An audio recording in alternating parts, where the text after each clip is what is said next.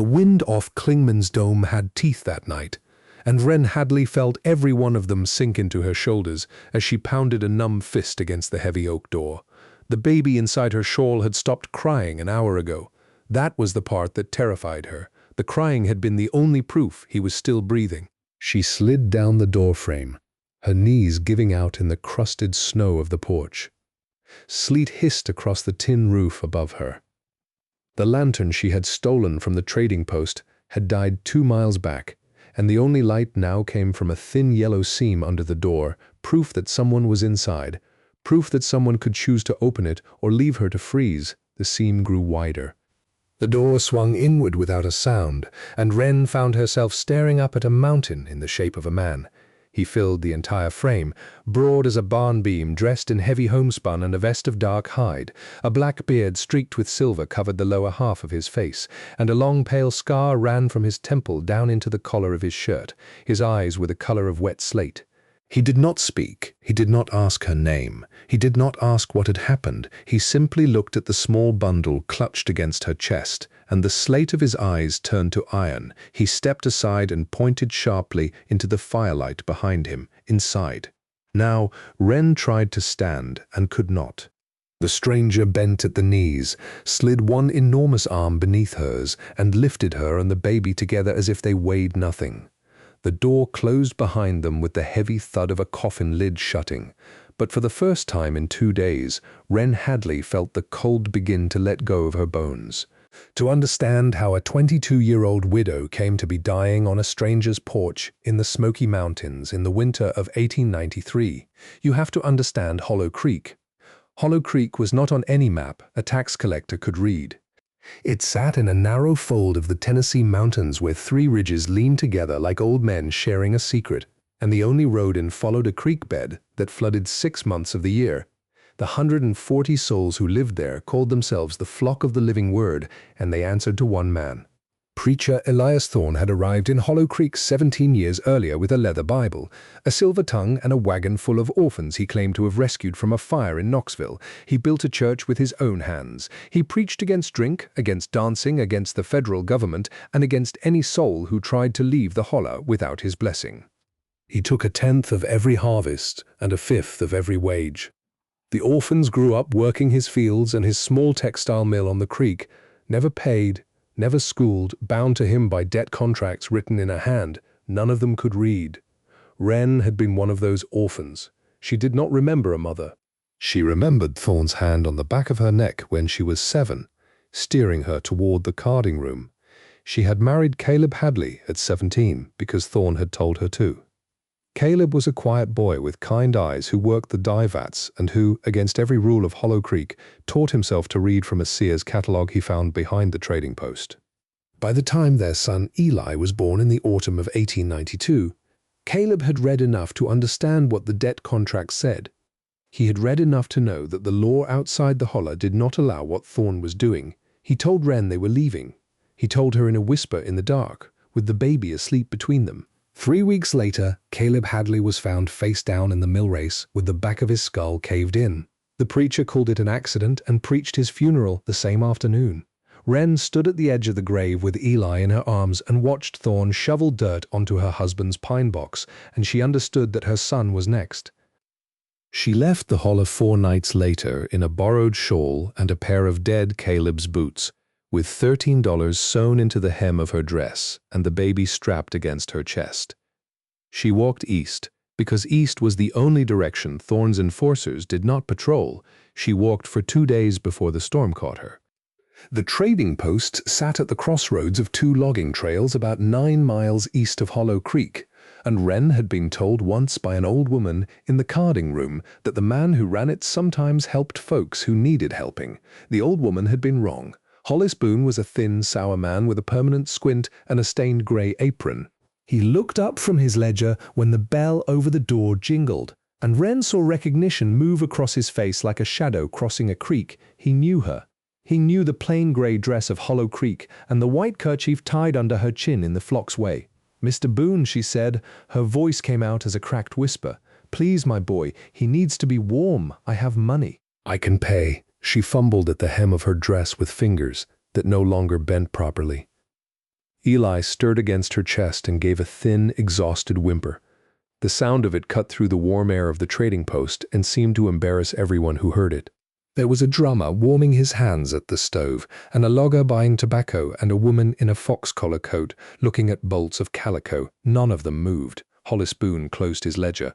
"You walk back the way you came, girl. I don't want trouble with Hollow Creek. He killed my husband." The words came out before Wren could stop them. Thorne killed him. "He'll kill the baby. Then you should have thought of that before you took up with his flock." Boone was already coming around the counter. His hand closed on her upper arm, and Wren was too weak to pull away. "I got a wife and 3 young uns of my own. I ain't dying for yours." He walked her back to the door, opened it, and pushed her out into the porch in one practiced motion. The bell jingled cheerfully behind her. The lock turned. Wren stood swaying on the porch steps with the sleet driving sideways into her face, and she understood with a perfect, terrible clarity that no one in this country was going to help her. She tucked the shawl tighter around Eli and stepped down into the snow.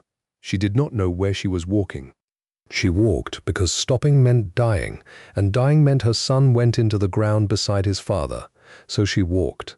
The light was failing when she saw the smoke. It rose in a thin, straight column from somewhere up the ridge to her left, a single thread of gray against the bruised purple of the evening sky. She turned toward it because there was nothing else to turn toward. The trail was barely a deer path. The ice had glazed every branch, and the branches snapped under their own weight as she passed, falling around her like the bones of a giant. She did not remember the last quarter mile. She remembered the door. Inside the cabin, the world was made of firelight and the smell of cedar smoke, and something sweeter underneath beeswax and dried apples, and the green, clean scent of pine boughs hung from the rafters to dry. The mountain man set Wren down in a heavy ladder-back chair near the hearth, then took the baby from her arms with a care so deliberate it bordered on reverence. Wren tried to protest and could not make her mouth work. The stranger turned his back to her, unbuttoned his own homespun shirt to the waist, and pressed Eli's tiny body directly against the bare skin of his chest. He pulled the heavy hide vest around them both like a wing. For a long moment, nothing happened. Then Eli made a sound, a small, surprised, indignant sound, a living sound. Wren began to weep. She wept silently because she had learned long ago in Hollow Creek that women who wept loudly were given reasons to weep louder. The stranger turned partway toward her, the baby tucked against his heart, and his slate eyes softened by exactly 1 degree. He nodded at her once, slow and steady. The way a man nods at a horse he is trying not to spook. He moved around the cabin without sound. He hung an iron kettle of snow over the fire to melt.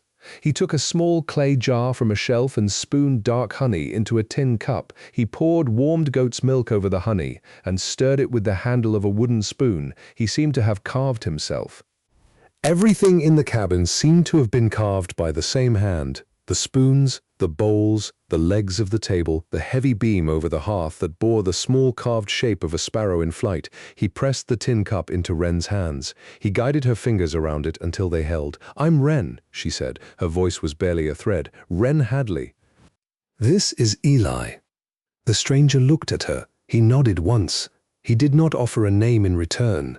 He reached into the wide pocket of his vest and brought out a small flat piece of pine, no larger than his palm, on which had been carved in careful block letters, Silas. She looked at the wood, then at his face. "Silas," he nodded. "You don't speak." He shook his head once. Ever a pause. Then, slowly, the same single shake. Wren did not know what to do with this. So she did the only thing she could do. She drank the honey and milk, one slow sip at a time, while the silent mountain man held her son against his heart and the fire burned low and the ice storm hammered the tin roof above them like a drum. She slept for 14 hours. When she woke, there was a cradle beside the bed. It had not been there when she fell asleep. It was small and plain and beautifully made, the rockers carved in long, graceful curves, the headboard bearing the same carved sparrow she had seen on the beam over the hearth. Eli lay inside it, swaddled in a clean wool blanket, breathing the deep, regular breath of a baby who has decided he is safe. Tucked into the corner of the cradle, where Eli's small fist could find it when he woke, was a tiny carved wooden bird. Wren picked it up. It was warm from the fire. She turned it over in her hands and felt something break loose in her chest, something she had been carrying since the morning they pulled Caleb out of the mill race. She found Silas outside, splitting wood in the grey dawn. The ice storm had passed but left the world glazed in glass. Every tree on the ridge bent low under the weight of it, and the air rang faintly whenever the wind moved, like distant chimes. He saw her in the doorway and set down the axe. He pointed at her bare feet on the cold boards and frowned. "I wanted to thank you," Wren said, "for the cradle. For last night." He picked up an armful of split kindling and walked past her into the cabin, gesturing for her to follow. Inside, he poked up the fire, set a skillet on the stones, and began to cook eggs and salt pork with the quiet economy of a man who had cooked for himself a very long time. Wren sat by the cradle and watched him. "Caleb is dead," she said finally, because the silence had room in it for hard things. "My husband, he tried to leave Hollow Creek. The preacher there, Elias Thorne, he killed him, or had it done. He'll come looking for me and the baby. I think you should know that before you keep us another night." Silas's broad back went very still. He set the skillet aside. He turned and looked at her, and his slate eyes had gone iron again. He crossed to the heavy carved chest beside his bed and lifted the lid. He took out a small flat slab of slate and a stub of soft chalk, and he wrote in slow, careful letters, "Thorne won't take the baby, not while I breathe." Wren read it twice. Then she looked up at the silent giant standing in his own kitchen with a piece of slate in his hand, and she understood that whatever vow this man had made to never speak again, he was telling her now that he would break a great many other vows before he let Elias Thorne near her son. She nodded. She could not speak either. They stood there a long moment in the firelit silence, and then Silas turned back to the skillet and finished cooking the eggs. She told him the rest of it over breakfast. The orphans, the mill, the debt contracts, the mill race. He listened without writing anything else. When she was finished, he rose and went to the chest a second time and brought out a wide cedar box. Inside were dozens of carved objects, spoons, combs, whistles, small animals, a row of tiny carved soldiers in Union blue. He laid them on the table in front of her like a man laying out evidence. She did not understand, not yet, but she understood that for 11 years, Silas Crow had been speaking, just not with his mouth. The storm came back on the third night. This one was worse. The wind howled down the ridge with a sound like a freight train, and trees began to come down across the trail in long splintering crashes. By morning, the only road out of the cove was buried under a tangle of pine and ice 3/4 of a mile long. They were sealed in. Wren found that she was not afraid of it. She found that she was, for the first time in her adult life, exactly where she wanted to be. She unpacked her bundle on the 4th morning, which was not much of a bundle, a change of linen for Eli, a hairbrush, the $13 in the hem of her dress, and the christening blanket Caleb had stitched for their son in the last weeks of his life. The blanket was the only beautiful thing she owned. Caleb had worked on it in secret at night, after the mill closed, by the light of a single tallow candle. It was cream-colored wool with a wide border of pale blue, and along the border he had embroidered small careful crosses and stars, and in one corner a tiny lamb. Wren had thought it was the most ordinary christening blanket in the world and the most precious. She spread it across her lap that morning to show Silas. He was mending a snare across the table from her, his enormous hand surprisingly delicate with the wire. He looked at the blanket and went perfectly still. "It's just a blanket," Wren said, suddenly nervous. "Caleb made it." Silas had set down the snare. He was leaning across the table now, his face 4 inches from the embroidered border, and the color had drained out of it. He pointed at the lamb in the corner. Then he pointed at the row of crosses. Then he reached out one careful finger and traced a line along the inside of the border, where the stitching was slightly thicker than the rest. He looked up at Wren and made a gesture with his fingers, a scissor gesture. "You want to cut it?" He nodded. "Silas, it's the only thing I have of him." He took up the slate. "There is something inside." She stared at him. Then she nodded slowly and handed him her sewing scissors. He cut along the inner seam of the border with a steadiness that surprised her. He worked for several minutes, his great shoulders bent over the small, precise work. When he was finished, he lifted the lining of the border away from the body of the blanket and reached 2 fingers into the gap. He brought out a folded square of waxed paper.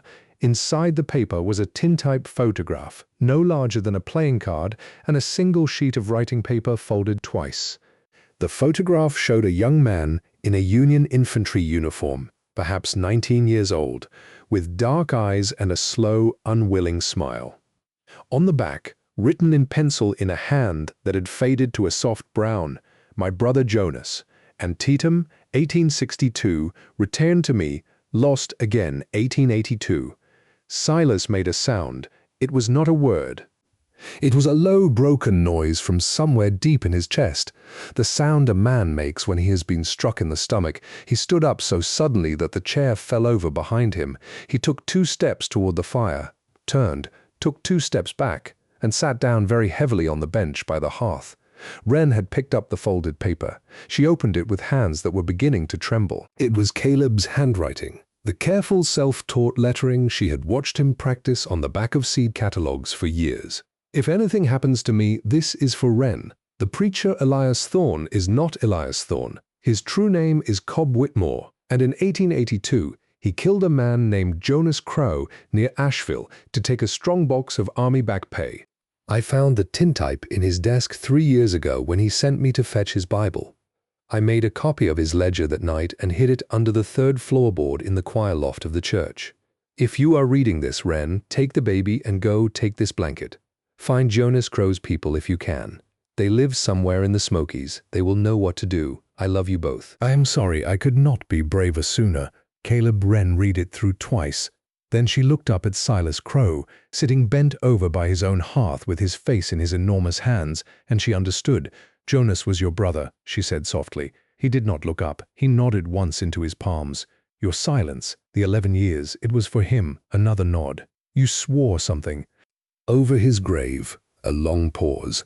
Then he reached blindly for the slate, found it, wrote without looking up. "I swore I would not speak again until I found the man who killed him." Wren set the paper down on the table. She crossed the cabin and knelt on the floorboards in front of Silas Crow, and she gently pulled his hands away from his face. The way he had pulled her hands away from her face was a thing she had only seen in books, but she did it now. His cheeks were wet. "He's 9 miles west of here," Wren said. "And I can take you to him." The road was still blocked, but Silas Crow knew paths that were not roads. They did not leave the cabin yet. The baby needed another 2 days of warmth before he could travel, and Silas needed 2 days to do whatever it was a silent man does when the vow that has organized 11 years of his life suddenly tilts toward its ending. He spent those days carving. He carved a small wooden comb for Wren's hair. He carved a teething ring for Eli. He carved, last, a long, flat token of birchwood on which he etched a single careful word, "Eno." He gave it to Wren on the 2nd evening without explanation.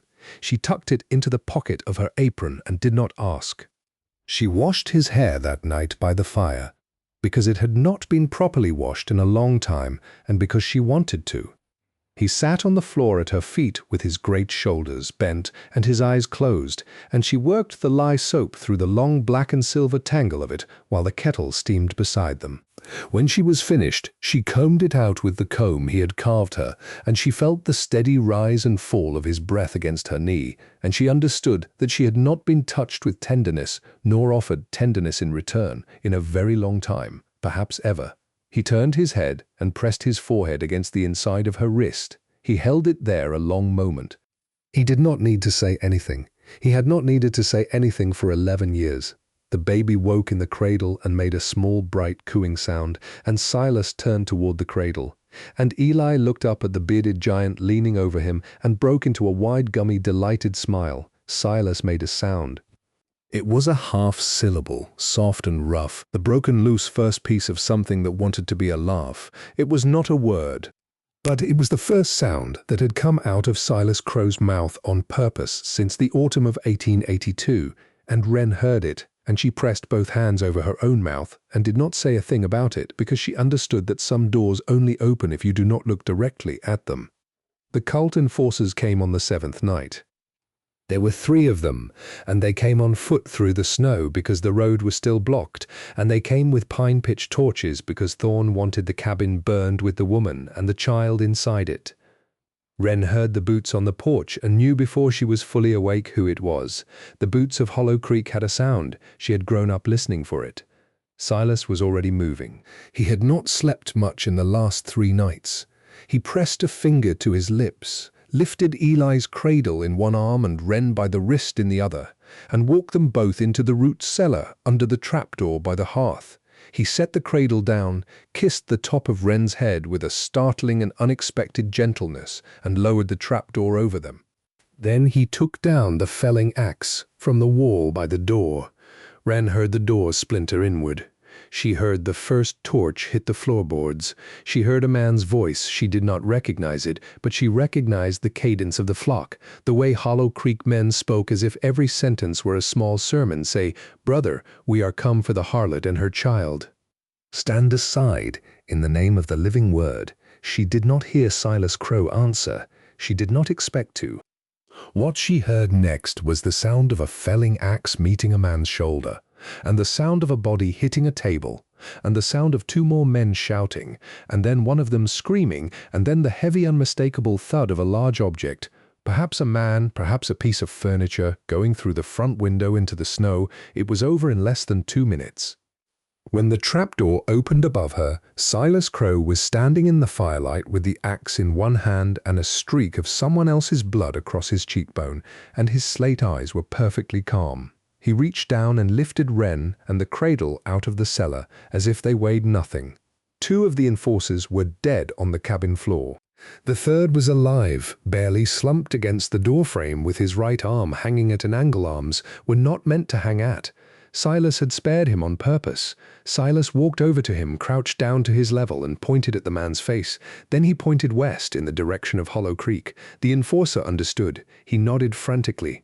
Silas stood, took him by the collar of his coat, and threw him out into the snow. "Tell Thorn," Wren said from behind Silas, and her voice was steadier than it had ever been in her life. "Tell him Jonas Crow's brother is coming for him in the morning." The man crawled away into the dark. They rode down into Hollow Creek at first light on Silas's heavy grey mule, with Eli bundled against Wren's chest and Caleb's letter folded in Silas's vest pocket.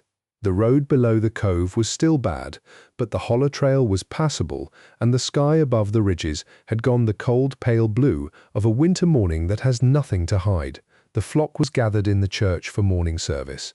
Silas tied the mule to the rail outside. He helped Wren down. He took the christening blanket and the tintype and the folded letter, and he walked up the front steps of the church of Hollow Creek with Wren at his side and the baby in her arms, and he opened the door. 120 heads turned.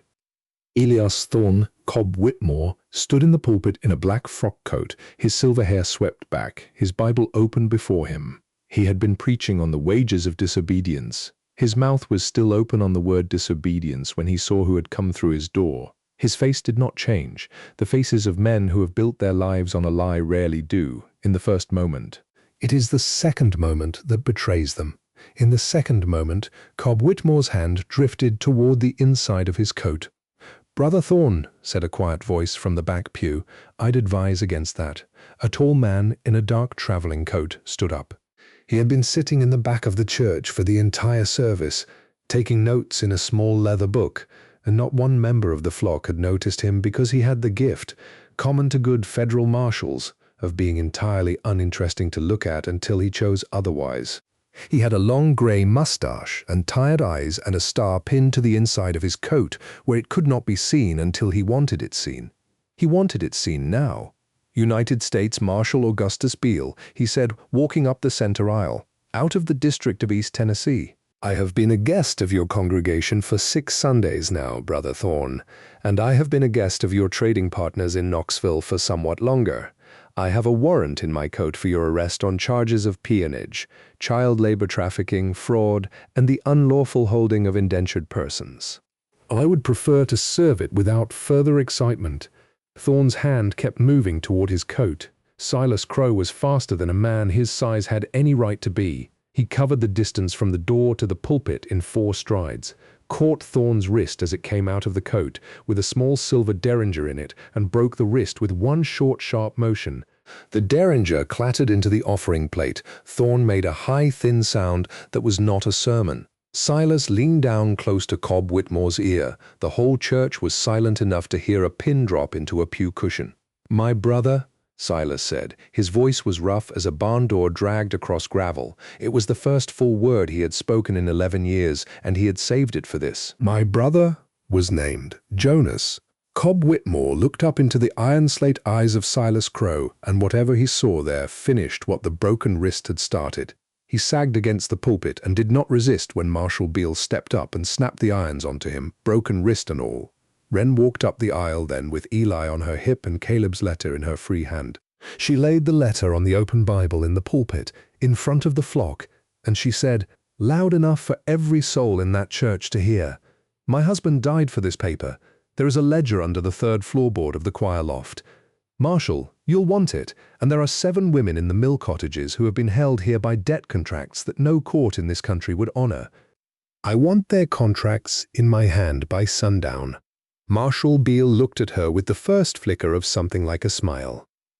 "Yes, ma'am," he said. "I expect that can be arranged." The flock did not all leave Hollow Creek.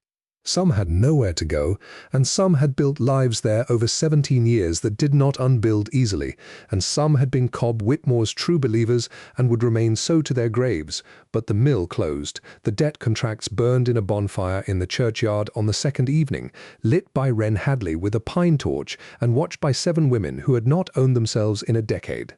The federal court in Knoxville seized Whitmore's accounts. A portion of those accounts, by Marshal Beale's quiet arrangement, was redirected to the 7 women, enough for each to buy land, or passage out, or whatever a freed soul might need to begin again.